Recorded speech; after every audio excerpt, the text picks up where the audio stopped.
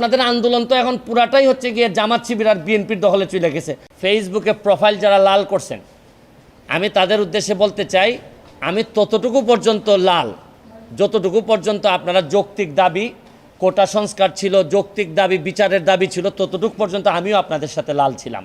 কিন্তু যখন আপনারা আমার নেত্রী জননেত্রী শেখ হাসিনার পদত্যাগ দাবি করতেছেন এবং ধ্বংসলীলায় মেতে উঠেছেন, তখন আমি যেমন আপনাদের যেমন আমার নেত্রীর বিরোধিতা করার অধিকার আছে, আমারও আমার নেত্রীর পক্ষে দাঁড়ানোর অধিকার আছে। আমি এই সস্তা জনপ্রিয়তার জন্য এখানে ভাইরাল হইতে আসি নাই। আমি জানি যে এখন দেখা যাচ্ছে যে এমন একটা অবস্থা যে আপনি ফেসবুকটা এমন, যেমন ধরেন আমার মাননীয় প্রধানমন্ত্রী বলতেন যে আমি ফেসবুক এমপি। আমি যদি ফেসবুক এমপি হিসেবে চিন্তা করতাম, তাহলে ফেসবুকে তো এখন পুরাটাই দখল করে রাখছে হচ্ছে গিয়ে এই জামাতের লোকজন সবচেয়ে বেশি দখল করে আছে। তা আমি এখন সরকারের বিরুদ্ধে একটা কথা বললে আমার তো বলার ক্ষমতা আছে, আমি তো স্বতন্ত্র এমপি, আমি যা ইচ্ছা সরকারের বিরুদ্ধে বলতে পারবো।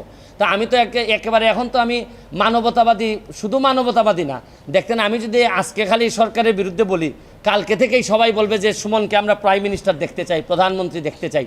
তা আমি তো ওই প্রধানমন্ত্রী আর লোভে আসি না। এইখানে আমার রাইট রং বোঝার ক্ষমতা হয়েছে, আমি পড়াশোনা করে ব্যারিস্টার হয়েছি।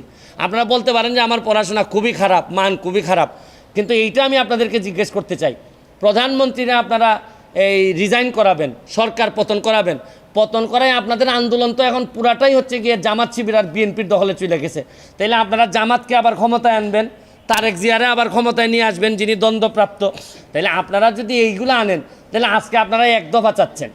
এক দফায় কি মনে করলাম যে আপনাদের এক দফায় আমি মেনে নিলাম, মাননীয় প্রধানমন্ত্রীকে বললাম যে আপনি কি করেন, পদত্যাগ করেন, ছাত্ররা মারা যাচ্ছে, এই না সেটা আমরা বললাম তারে, স্বতন্ত্র এমপি হিসাবে আমি তারে বললাম।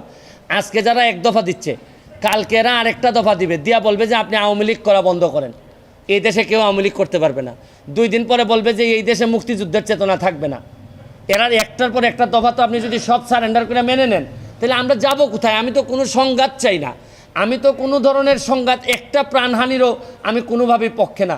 যতগুলা ছাত্র মারা গেছে তাদের প্রতিটা ছাত্রের আত্মার মাগফিরাত কামনা করা এবং বিচারের ব্যবস্থা করার জন্য আমি সবচেয়ে, শুনেন, এখন হয়েছে কি, দুর্নীতির বিরুদ্ধে যুদ্ধ তো নাই, এখন তো নতুন আরেক যুদ্ধ তৈরি হয়েছে। দুর্নীতির বিরুদ্ধে যুদ্ধ শেষ, দুর্নীতিবাজরা তো যে যার মতো করে সেফ আছে, অনেক দুর্নীতিবাজ হয়তো দেশ ছেড়ে